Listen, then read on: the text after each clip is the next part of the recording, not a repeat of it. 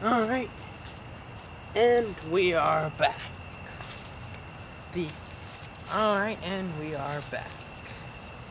Now, some other inventions the Chinese produced included the compass, as well as the world's first earthquake detecting machine. The way it worked was that depending on where the earthquake came from, there'd be a metal jar with a rod in it, and depending on where the rod fell in the jar, it told where the earthquake came from. Right, Lucky? The Chinese also produced the world's first astronomical clock. Think sort of a primitive version of the computer that was able to do fairly simple calculations, like predict when the planets would move into certain phases and stuff.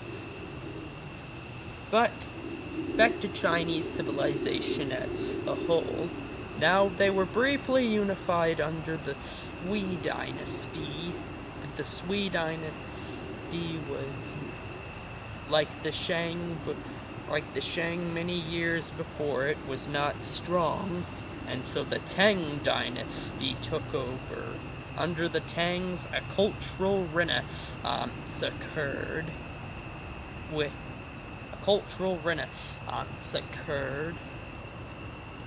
where the teachings of Confucius became re-examined. Now, we should have told you this earlier, but do you ever wonder why Chinese buildings have multi-roofs? Well, the reason is feng shui. It means good energy in Chinese. The Chinese believe that if you arranged objects in various manners, you could produce good energy and thus good luck, leading to many of their famous building designs. Correct, Lucky.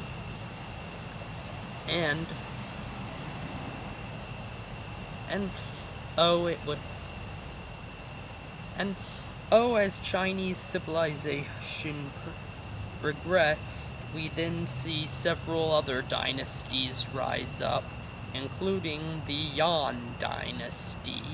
Now, it was under the Yuan dynasty.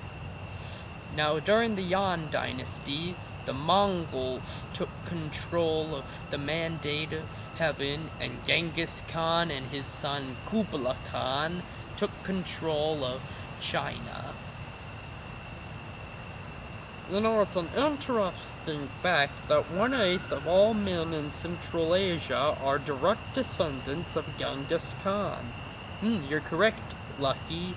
Genghis wanted to ensure that his heritage survived, and it did, considering the 1/8 of all Central Asian men are direct descendants of him.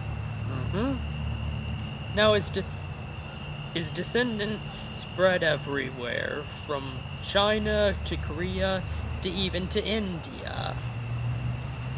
But it was also during the Yuan dynasty that Europe was waking up from its long sleep, and a renaissance was sparking throughout Europe as well.